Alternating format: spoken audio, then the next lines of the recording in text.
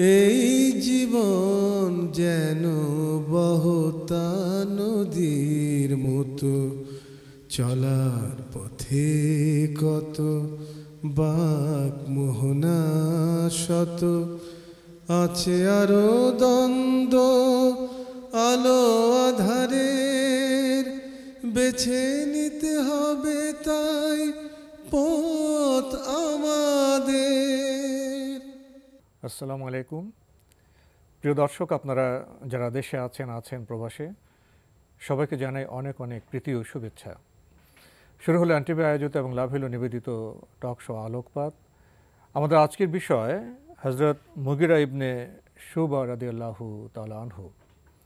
এ বিষয়ে কথা বলবেন ঢাকা বিশ্ববিদ্যালয়ের ইসলামের ইতিহাস ও সংস্কৃতি বিভাগের সহকারী অধ্যাপক ডক্টর মোহাম্মদ ওমর ফারুক। আসসালামু আলাইকুম ওয়া রাহমাতুল্লাহি ওয়া বারাকাতুহু। প্রিয় দর্শক, এতদিন পরেও আমরা আজকে কেন মহান সাহাবীদের জীবনী চর্চা করছি, জানার চেষ্টা করছি।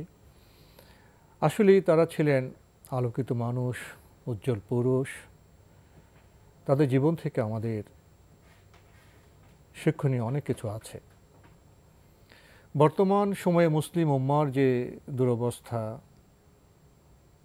আমাদের জীবন যাপনের যে চিত্র, সেখানে যে দারিদ্র্য, যে সংকীর্ণতা, তার একটা বড় কারণ বোধ হয় আমরা আমাদের মহান সাহাবীদের জানি না এবং তাদের জীবনী থেকে আমরা শিক্ষা নেই না। তাই তাদের পুনঃপাঠ বর্তমান সময়ে খুবই গুরুত্বপূর্ণ এবং খুবই প্রাসঙ্গিক। আসুন আমরা আজকে যে মহান সাহাবী সম্পর্কে জানতে চাইব, হযরত মুগিরা ইবনে শুবা রাদিয়াল্লাহু তাআলা আনহু, তার শৈশব সম্পর্কে এবং ইসলামে তিনি কীভাবে আসলেন, সেই পর্বটা আমরা জানতে চাইব ডক্টর মোহাম্মদ ওমর ফারুক আপনার কাছ থেকে। আলহামদুলিল্লাহ ওয়াসসালাতু ওয়াসসালামু আলা রাসূলিল্লাহ।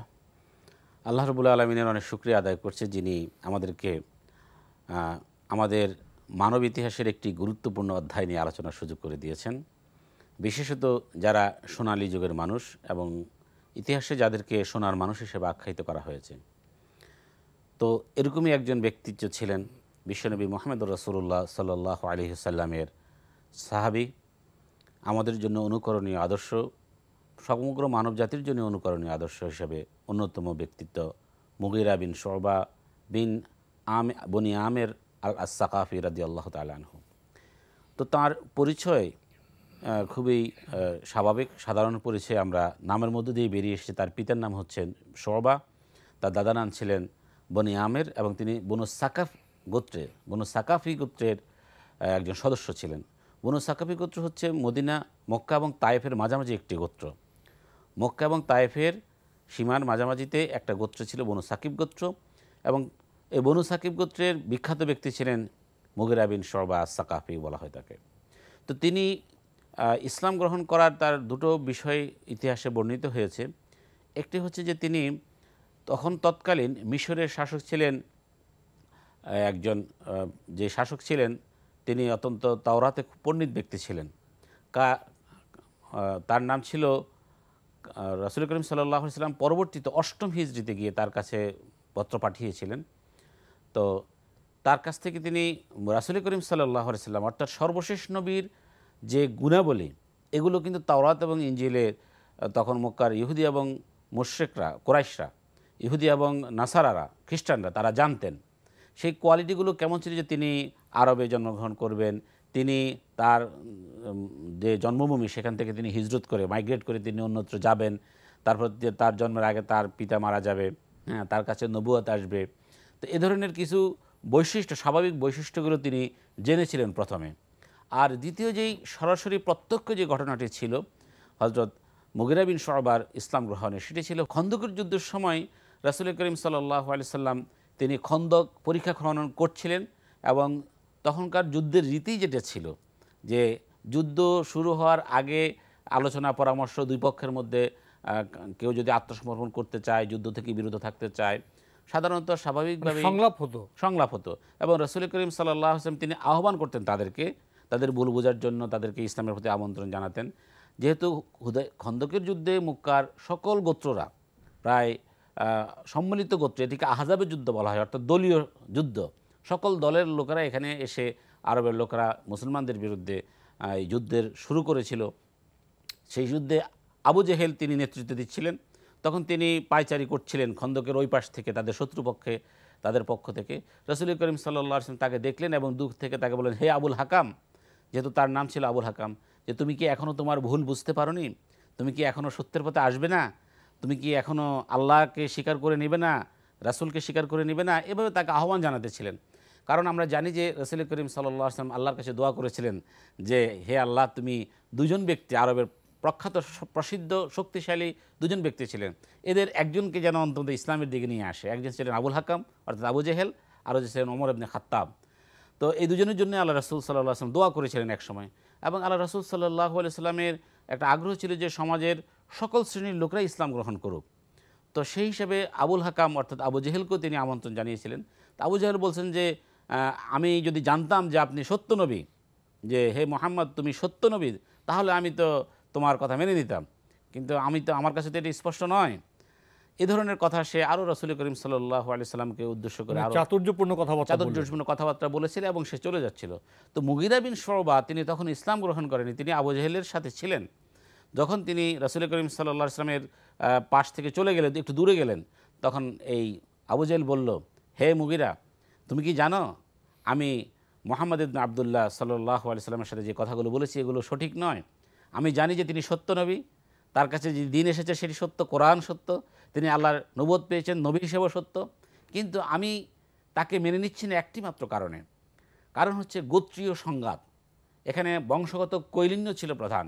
আবু জেহেল সহ, এবং আরবের শুধু আবু জেহেল নয়, মক্কার কুরাইশদের অধিকাংশ লোকেরা ইসলাম গ্রহণ না করার কারণ ছিল একটাই, সে তাদের আভিজাত্যের সংগ্রাম, অহংবোধ তাদের। সেটা ছিল রাসূল করিম সাল্লাল্লাহু আলাইহি ওয়াসাল্লাম যেই বংশের, সেই বংশের যে ধারা ছিল, সেই ধারাটা সাথে আবু জেহেলের যে বংশের ধারা সেটি মিল ছিল না। তো সুতরাং তিনি বললেন যে তার এই বংশের কুরাইশদের এই শাখাটি যেটি, এই শাখারা তারা প্রথম দিকে মক্কার কাবাগর এবং মক্কার যে নেতৃত্বের চারটি স্তর ছিল। একটি ছিল হিজাবা হচ্ছে কাবাগরের কাপড় আবৃত করা।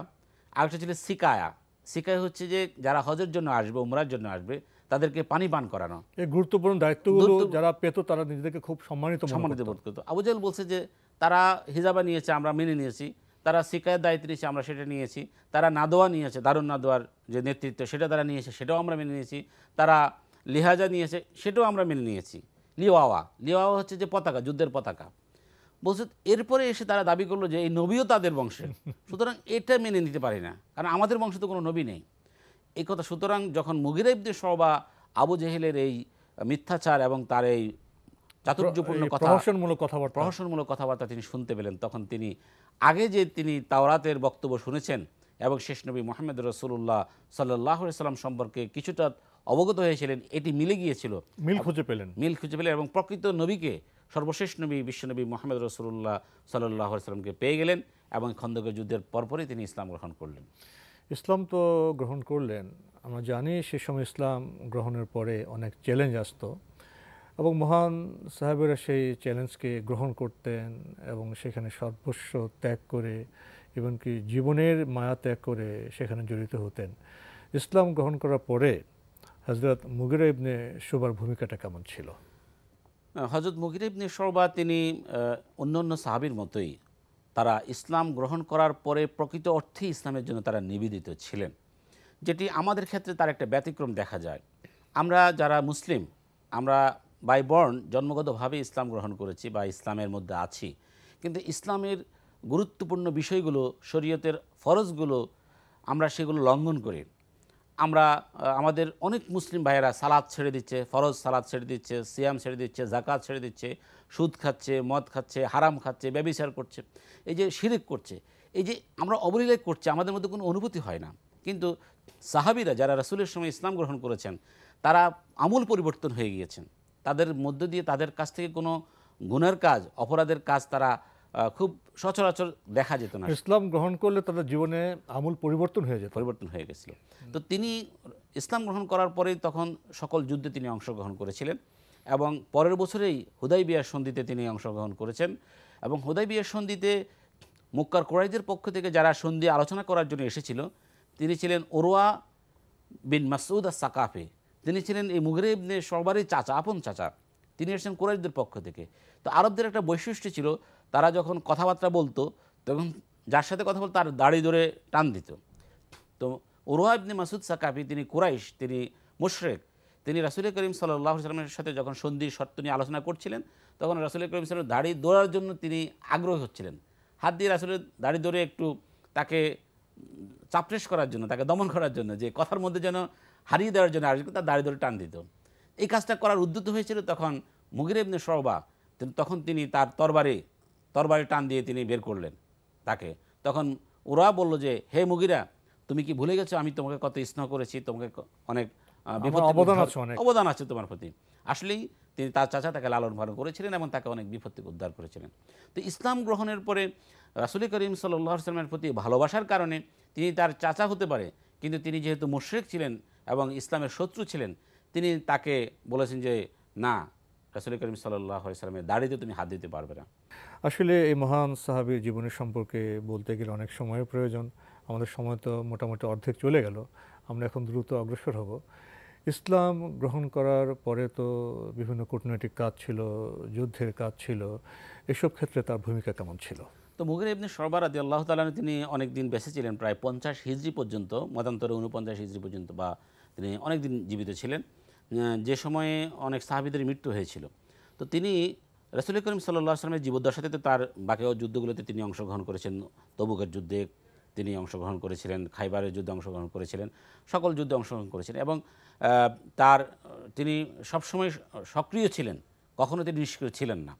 তো হযরত আবু বকর রাদিয়াল্লাহু তাআলা আনহু সময়ও তিনি সক্রিয় ভূমিকা পালন করেছিলেন। তিনি বন্ড নবীদের বিরুদ্ধে যুদ্ধে অংশগ্রহণ করেছেন, তিনি ইয়ামামার যুদ্ধে তিনি অংশগ্রহণ করেছিলেন এবং হযরত ওমর রাদিয়াল্লাহু তাআলা আনহুর সময়ে তিনি এসে কাদেসিয়ার যুদ্ধে, বিখ্যাত কাদেসিয়ার যুদ্ধে তিনি অংশগ্রহণ করেছিলেন।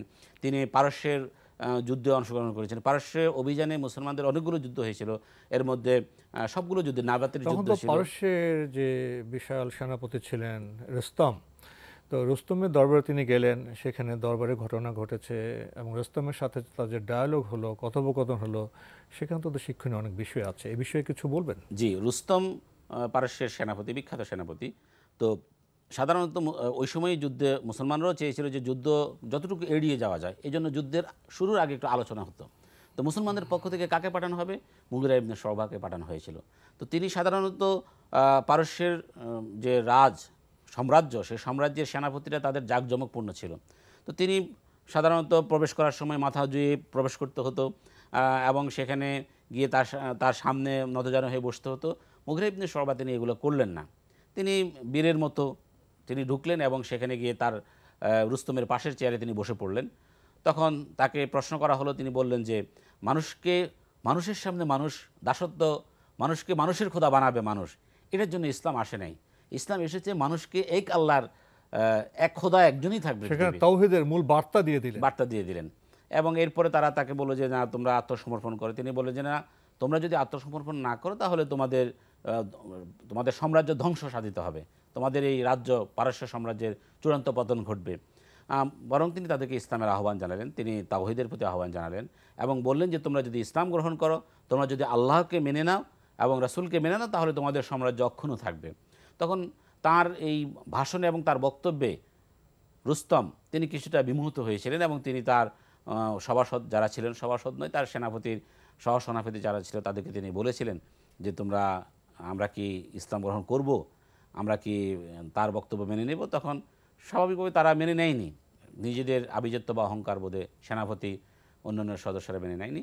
সেখান থেকে তিনি ফিরে চলে এসেছিলেন এবং মুগিরা ইবনে শুবার যে বৈশিষ্ট্য ছিল যে তিনি কথা বলায় পারদর্শী ছিলেন, অন্যদের উপরে প্রভাব বিস্তার করার ক্ষেত্রে ভালো, উনি ডিপ্লোম্যাট ছিলেন এবং ইসলামের দাওয়াতটা, মৌলিক দাওয়াতটা তিনি খুব সহজেই অন্যের মধ্যে প্রচার করে দিতে পারতেন।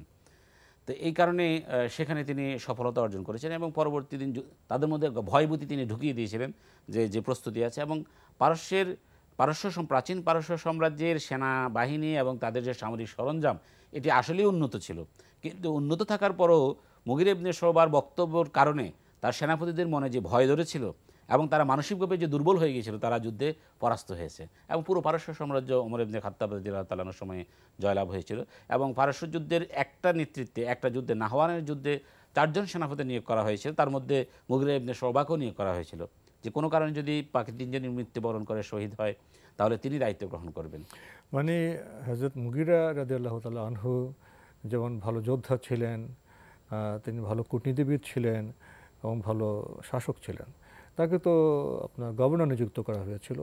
এটা দেখা যায় দুবারই গভর্নর নিযুক্ত হওয়ার পরে সবসময় থাকে ঈর্ষাকাতর ব্যক্তিরা, কিছু ষড়যন্ত্রকারী লোক থাকে, তার বিরুদ্ধে তো দুবার ষড়যন্ত্র হয়েছিল এবং তার বিরুদ্ধে যে অভিযোগ আনা হয়েছিল সেগুলো মিথ্যা প্রমাণিত হয়েছে। সেই ঘটনাগুলি কেমন ছিল? মুগিরা ইবনে শুবা তিনি বসরার শাসনকর্তা ছিলেন, ওয়ালি ছিলেন, গভর্নর ছিলেন, কুফার ওয়ালি গভর্নর ছিলেন এবং বাহরাইনের গভর্নর ছিলেন। কুফার গভর্নর তিনি 2 বার ছিলেন, বসরার 1 বার ছিলেন এবং বাহরাইনের 1 বার ছিলেন। তো তার বিরুদ্ধে গুরুতর একটি অভিযোগ আনা হয়েছিল, সেই অভিযোগ থেকে তিনি চারিত্রিক অভিযোগ আনা হয়েছিল, এটা ভুল প্রমাণিত হয়েছে। আরেকটি অভিযোগ আনা হয়েছে অর্থ আত্মসাতের, সেটা বাহরাইনের গভর্নর থাকা অবস্থায়। তো সেখানে তার বিরুদ্ধে অভিযোগ আসার পরে হযরত ওমর রাদিয়াল্লাহু তাআলা আনহু তিনি কঠোর শাসক ছিলেন, তিনি সরাসরি তাকে সাথে সাথে বরখাস্ত করেছেন এবং পরে তদন্ত করেছেন। তদন্তের সময়ে একজন সাক্ষী এসেছিল, সে বলেছিল যে মুগিরা ইবনে শুবা রাজকোষ থেকে 1 লক্ষ দিরহাম মুদ্রা সরিয়ে আমার কাছে রেখেছেন। একজন সর্দার অভিযোগ করলেন, সর্দার যিনি সাক্ষী দিচ্ছেন আর কি, যে আমার কাছে রেখেছে এবং 1 লক্ষ মুদ্রা এসে জমা দিলেন ওমর রাদিয়াল্লাহু তাআলা আনহুর কাছে। ওমর রাদিয়াল্লাহু আনহু তাকে যখন জিজ্ঞাসাবাদ করলেন তখন যে আপনার সাক্ষী আছে, প্রমাণ আছে, 1 লক্ষ দিরহাম অর্থ আছে, তাহলে তো এটা সত্য হবে। সত্য তো মুগিরা ইবনে এই শুবা বিপদ থেকে তিনি কিভাবে উদ্ধার পেলেন? তখন তিনি তার যেহেতু তিনি খুবই বুদ্ধিমান ছিলেন, তিনি চিন্তা করলেন, ডিপ্লোমেট ছিলেন, কি করা যায়। তখন তিনি হযরত ওমর রাদিয়াল্লাহু তাআলা আনহুকে বললেন, আসলে আমি 1 লক্ষ মুদ্রা সরাইনি, আমি 2 লক্ষ মুদ্রা সরিয়েছিলাম এবং ওর কাছে আমি 2 লক্ষ রেখেছি, সে 1 লক্ষ আত্মসাৎ করে 1 লক্ষ জমা দিয়েছে। তখন ওই সর্দার 1 লক্ষ মুদ্রা তো এখনকার যুগে কয়েক কোটি টাকার মতো হবে। তো তাকে ফাঁসানোর জন্য এরকম একটি ভয়ঙ্কর ষড়যন্ত্র তারা করেছে। নিশ্চয়ই মুগিরা ইবনে শুবা তিনি কঠোর প্রকৃতির শাসক ছিলেন এবং দুর্নীতি, অন্যায়, অবিচারের বিরুদ্ধে তিনি কঠোরস্থ ছিলেন এবং জাস্টিস, এই জন্যই তারা খেপে গিয়ে তাকে বিপর্যস্ত করার সরানোর জন্য একটি ষড়যন্ত্র করেছিলেন। তো যখন 2 লক্ষ মুদ্রার কথা বলেন, তারা তো 1 লক্ষ মুদ্রা দিতে পারছে না, তখন তাদেরকে আবার ডাকা হলো, তারা বলে যে আসলে আমরা ষড়যন্ত্র করেছি। তো মিথ্যা প্রমাণ হয়ে গেল। তো মিথ্যাটি প্রমাণ হয়ে যাওয়ার পরে তিনি মুক্তি পান এবং মুগিরা ইবনে শুবা রাদিয়াল্লাহু তাআলা আনহু তিনি পরবর্তীতে আবার কুফার গভর্নর হিসেবে তাকে নিয়োগ দেওয়া হয়েছিল। তো তার জীবনের একটি উল্লেখযোগ্য ঘটনা রয়েছে যে রাসূল করিম সাল্লাল্লাহু আলাইহি ওয়াসাল্লামের যখন ওফাত হওয়ার পরে তাকে যখন কবর দেওয়া হয়েছিল, দাফন করা হয়েছিল, নবী প্রেমের যেটি একটি উদাহরণ যে সাহাবীরা রাসূল করিম সাল্লাল্লাহু আলাইহি ওয়াসাল্লামকে কতটুকু ভালোবাসতেন, একেবারেই অনুপরমাণু সহকারে। আজকে রাসূলের প্রতি ভালোবাসার সেই নিদর্শন আমাদের মুসলিম মিল্লাতের মধ্যে প্রায় শূন্যের কোঠায় নেমে গেছে, অত্যন্ত দুঃখজনক। তো রাসূল করিম সাল্লাল্লাহু আলাইহি ওয়াসাল্লামকে ভালো না বাসলে আল্লাহকে ভালোবাসা যাবে না। তো রাসূল করিম সাল্লাল্লাহু আলাইহি ওয়াসাল্লাম আল্লাহকে ভালোবাসতে হলে রাসূলকেই ভালোবাসতে হবে, আল্লাহর আনুগত্য করতে হলে আল্লাহকে মানতে হলে রাসূলকেই মানতে হবে। তো তিনি কবরের যখন সবাই উঠে যাচ্ছিল তখন তিনি তার হাতের আংটিটা ফেলে দিলেন এবং ফেলে দেওয়ার পরে ওমর রাদিয়াল্লাহু তাআলা তাকে বললেন যে তোমার আংটিটা তুমি নিয়ে আসো। তখন তিনি আবার নিচে নামলেন। তিনিই ছিলেন সর্বশেষ ব্যক্তি, রাসূলের পা তিনি স্পর্শ করেছেন, শরীর স্পর্শ করেছেন এবং আস্তে আস্তে মাটি দেওয়ার পর তিনি শেষে উঠে এসেছেন। এবং পরবর্তীকালে তিনি বলতেন, এটা তার অহংকার ছিল যে আমার কাছে এটাই ভালো লাগে যে আমি রাসূল করিম সাল্লাল্লাহু আলাইহি ওয়াসাল্লাম দেহ মোবারক সবার শেষে, তোমাদের সবার মধ্যে আমি শেষ ব্যক্তি তাকে স্পর্শ করে উঠতে পেরেছি এবং এই জন্য তিনি আংটি ফেলে একটা কৌশল অবলম্বন করেছিলেন। এটা কৌশল ছিল, কিন্তু আসলে এটা রাসূলের প্রতি তার ভালোবাসার প্রকাশ। তো রাসূলের প্রতি আমরা এই মহান সাহাবীর জীবন থেকে যে শিক্ষাটা নিতে পারি যে রাসূল করিম সাল্লাল্লাহু আলাইহি সাল্লামকে ভালোবাসা, অর্থাৎ তার সুন্নাহ এবং কোরআনকে ভালোবাসা, তার হাদিসকে ভালোবাসা, তার নির্দেশগুলোকে ভালোবাসা এবং সেগুলোকে আমল করা, এটি একটি গুরুত্বপূর্ণ শিক্ষা আমাদের জন্য। হযরত মুগিরা ইবনে শুবা রাদিয়াল্লাহু তাআলা আনহু সেখানে আরবের যে প্রসিদ্ধ কয়েকজন আপনার রাজনীতিবিদ ছিলেন, কূটনীতিক ছিলেন, তার মধ্যে অন্যতম ছিলেন। তিনি একসাথে ভালো যোদ্ধা ছিলেন, কূটনীতিক ছিলেন এবং তিনি অনেক হাদিসও বর্ণনা করেছেন, প্রায় 133টি হাদিস তিনি বর্ণনা করেছেন। 4 জন ব্যক্তি ছিলেন বিখ্যাত আরবে বুদ্ধির জন্য। তার মধ্যে একজন ছিলেন মুয়াবিয়া ইবনে আবু সুফিয়ান, আরেকজন ছিলেন তারপরে একজন ছিলেন আমর ইবনুল আস, আর মুগিরা ইবনে শুবা তিনি ছিলেন। আর ছিলেন জিয়াদ। জিয়াদ তিনিও হযরত মুগিরার সমসাময়িক ছিলেন এবং পরবর্তীকালে তিনিও রাজনীতি এবং কূটনীতিতে বেশ প্রসিদ্ধি অর্জন করেছেন। এখানে একটি বিষয় আমাদের এখান থেকে শেখার আছে যে যারা শাসক হবেন তারা সৎ হবেন, আল্লাহর আনুগত্য করবেন, প্রজাদের কল্যাণ করবেন। এখানেই কিন্তু শেষ নয়, যারা সমাজের অপশক্তি তারা বিরুদ্ধে ষড়যন্ত্র করবেন। সেই ষড়যন্ত্রে অবিচল থেকে ষড়যন্ত্রের বিরুদ্ধে চ্যালেঞ্জ গ্রহণ করে কীভাবে টিকে থাকতে হয় সে কৌশলও তার থেকে আমাদের শেখার আছে। তো আজকে আমরা এই বিষয়ে কথা বলতে পারছি না, সময়ের কারণে এখানে শেষ করতে হচ্ছে। আপনি কষ্ট করে আমাদের স্টুডিওতে এসেছেন, সময় দিয়েছেন, সেই জন্য আপনাকে অনেক ধন্যবাদ। আপনাকে ধন্যবাদ এবং এনটিভির দর্শকদেরকে ধন্যবাদ। প্রিয় দর্শক, আমরা এতক্ষণ দেখছিলাম এনটিভি আয়োজিত এবং লাভিলো নিবেদিত অনুষ্ঠান আলোকপাত। আমাদের আজকের বিষয় ছিল হযরত মুগিরা ইবনে শুবা রাদিয়াল্লাহু তাআলা আনহু। আমাদের অনুষ্ঠান আপনারা এনটিভি অনলাইনেও দেখতে পারবেন, ভিজিট করুন www.ntvbd.com। এছাড়া ইউটিউবে এবং আমাদের ভেরিফাইড ফেসবুক পেজে অনুষ্ঠান দেখতে পারবেন। এই মহান সাহাবী থেকে আমাদের শেখার বিষয় হলো তিনি নানা বৈশিষ্ট্যে গুণে সমৃদ্ধ ছিলেন। তিনি রাজনীতিবিদ ছিলেন, কূটনীতিক ছিলেন, সাহসী ব্যক্তিত্ব ছিলেন এবং তিনি জ্ঞান চর্চা করতেন এবং নবীকে কতটা ভালোবাসতেন ওফাতের পরে তার কবরে আংটি নিক্ষেপের ঘটনা আমরা উপলব্ধি করতে পারি। আসুন তার জীবনী থেকে আমরা এসব বিষয়ে আমরা শিক্ষা গ্রহণ করি। প্রিয় দর্শক, মহান আল্লাহ আমাদের সবাইকে নিরাপদে রাখুন শান্তিতে। আসসালামু আলাইকুম। নদীর মতো চলার পথে শত বাক মোহনা কত আছে আরো দ্বন্দ্ব, আলো আধারের বেছে নিতে হবে তাই পথ আমাদের।